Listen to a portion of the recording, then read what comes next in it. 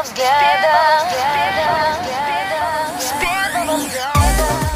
my lovelies, welcome back, and if you're new here, welcome, nice to have you here.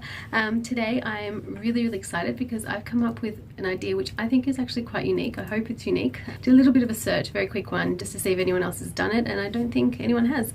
And I'm inspired by what's my favourite and also my grandma's all-time favourite combo, and that is the classic monochrome black and white. A lot of that throughout fashion, throughout history. That part isn't the original thing. The original thing I want to do is I want to create a black and white neon eye, which is kind of interesting in of itself. But the idea is that I want to create this really contrasting tone and use a white shimmer or a bright white inner corner to really liven up the tone over a neutral to black eye. So similar as what you would do with a neon eye of any sort, except introduce the black outer corner and the really bright white inner corner. And hopefully it works out as something elegant and something nice. It could turn out to be a complete disaster, who knows. But to start off with, I'm going to do a tickle with you guys, just a quick one. So this is going to be my inspiration for the look. Look how gorgeous this scarf is. It's just amazing. So I'm just going to quickly go off camera and fold it into a bit of a, not quite a triangle, because as you can see it's a rectangular scarf. So it's going to come out as some sort of non-triangular thing, but I'm going to fold it as best I can and show you what I come up with. Instead I'm choosing to fold it in half and then across this way, having the two corners meet. You get this sort of imperfect triangle as a result. I'm just going to place it with the tails to the front and just sitting it there at the nape of the neck, bringing it up, just making sure there's no loose fabric sticking out the back there, and tying it off.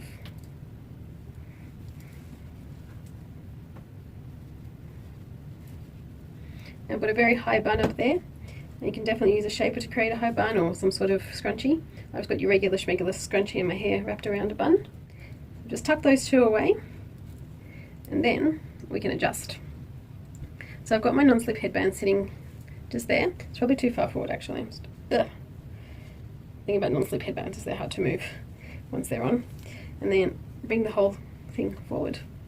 And once you're happy with the position of the scarf, to where your hairline is, you can use these front bits. In this case I've got really cool patterns, so I'm going to try and really show the pattern that I want and also hide the tag at the same time, and just tuck them in to this little loopy bit down the front. It's like a little pocket, tuck it in. Okay. This gorgeous geometric bit, and tuck it up there, and there you have it. How cool is that? Now I recently did something a little bit similar to this with a triangle scarf with an Eva Mendes sort of inspired look, but how amazing is this? So depending on what side you see me on, you've got this beautiful polka dot or this gorgeous geometric feature there.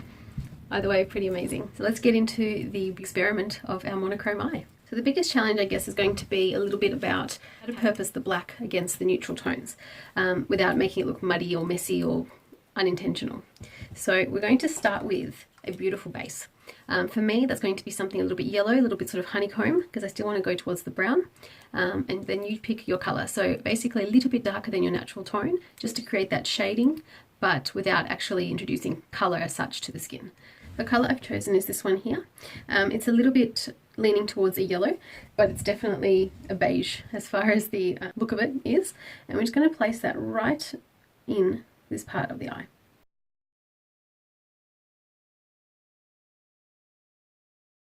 So that's all the effect I get from this.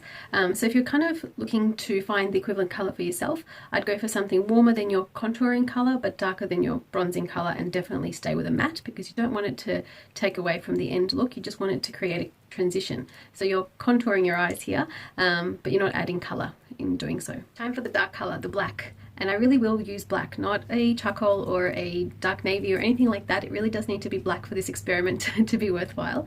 So I'm going to use a small brush to use it because I'm just a little bit fearful about the fallout and the control that I'm going to have. So whenever I'm a little bit scared of that kind of thing, I use a very detailed brush. This is about as small as I'll go when it comes to blending, because I still do want it to be fluffy and blendy. I don't want to lose the control over it. And I'm using a full-on matte black. So when you're going to do this, you've got to know ahead of time what shape you're going for, and I think I'm most comfortable with a bit of a cat, but not too extreme, so I can still leave room for an eyeliner.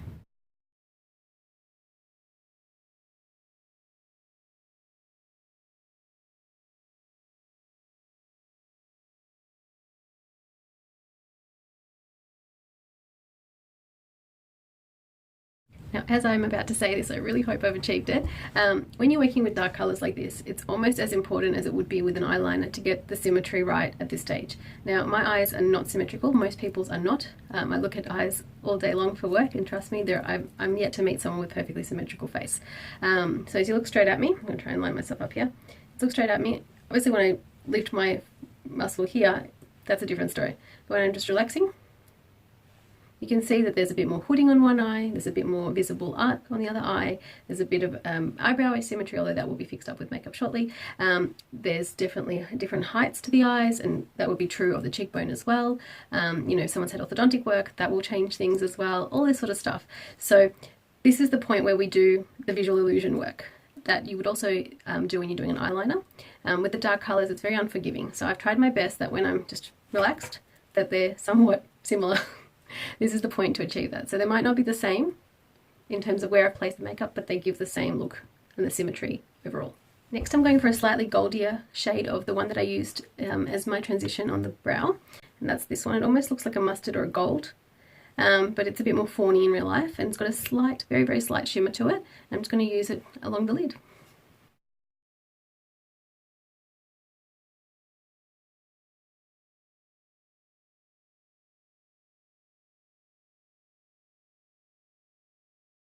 This is the best part about this technique, and that is the technique where I wet my eyeshadow brush with setting spray and make it just moist enough where it's not depositing liquid onto my fingers, but it still feels wet, and then put a decent amount of product on. You create almost like a gel sort of thing, or just a wet powder really, and really, really paint it onto the lids. So it creates like the cut crease idea, but you're not actually cutting anything. And you still get this beautiful, and this is why I love this technique, you get this beautiful transitional kind of area on the lid. So you don't actually lose that gradient, that beautiful shading to the crease at all because you've cut it. Instead, it's actually blending it at the same time as cutting it. It's kind of this hybrid kind of thing. And I think it gives beautiful depth to the eye. It's probably not the most effective on, say, an Instagram close-up photo, but it is so effective in real life, and it really creates dimension on a sort of faraway photograph, or even a photograph at this distance. And I'm sure I'll pop in some at the end to prove that. Next, I'm diving into a glittery black, just to get the outer corner finished off. I definitely want to create a bit of drama here because we are using black and white, so in we go with a kind of Hollywood Glam kind of look in the outer corner.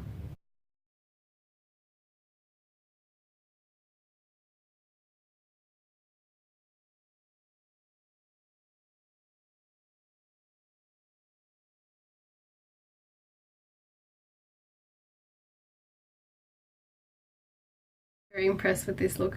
You have to be very careful with how far in you go with the dark color like black. Something like this, I would, if I wanted to create more mood, I would go for perhaps a really, really deep brown or a silver or something like that to continue the look inwards. Otherwise it just brings everything in. So I've left it just at the outer corner. You would have seen me very, very carefully and strategically just tapping it on. It is a glittery color as well, so I had to be very strategic with how much lid I was covering because I didn't want to make my eyes look smaller, and the eyeliner will not be dragging it out too much because it's just going to blend in with the other black. So but this will really pop in a minute, I hope, when we do a bit of liner, when we do a little bit of that beautiful white moment in the inner corner, and when we do the lash liner as well with mascara.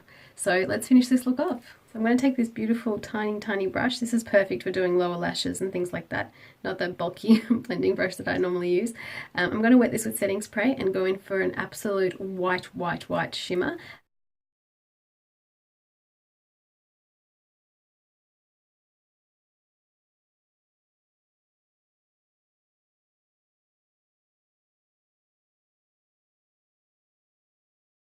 Wow, I'm very, very happy with how this all works with the contrast. It's a little bit Cruella de Vil almost, with the black and white rather than Hollywood Glam, but my solution for that is that this just needs more shimmer.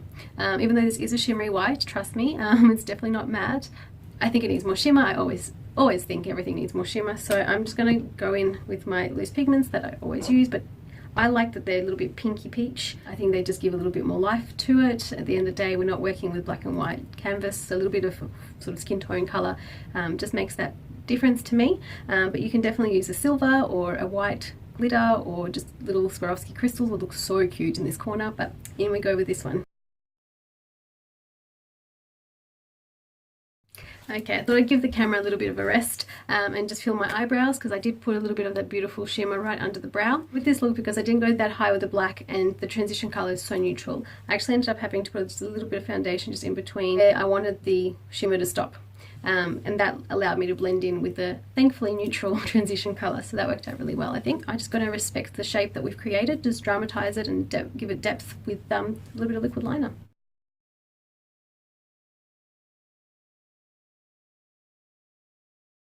So as I mentioned before, I didn't think that the liner was going to really change the shape too much, just add depth and dimension, and that's exactly what's happened here. You can't even see really, unless you get really close, but even so, the end of the line there, and I don't want to go beyond all this beautiful shading that we've done.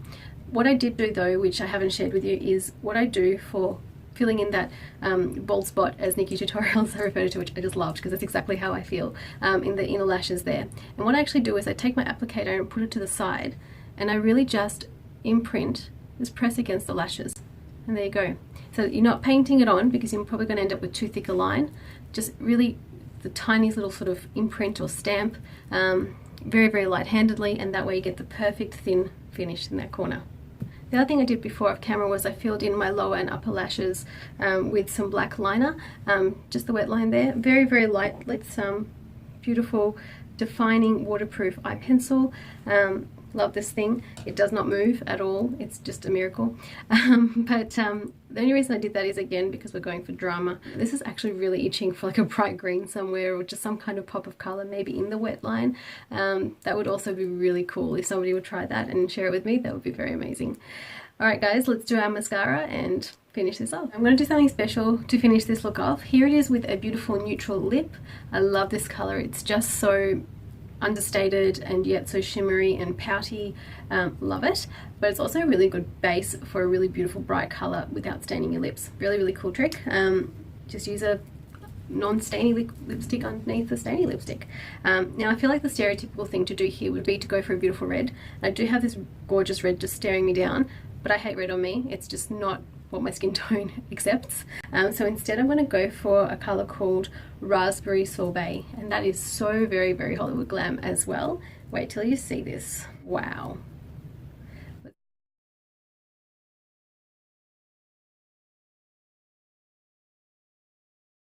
A beautiful bright pink is very, very cool in of itself, and like I said, I've got that neutral undertone, so that shimmer is really coming through. This is a matte pink, but I need more shimmer. I'm going to put a little bit of this gorgeous glittery pink lip gloss on top. It's very sheer, so it's not really adding much colour, although it is pink. Just in the very centre to create that pout. And there it is, lovelies. Thank you so much for coming along on this journey with me. I'm so stoked that this worked out. This could have gone so many wrong ways. It could have been very, very poor taste. This could have been way too much contrast. Black and white can often go that way.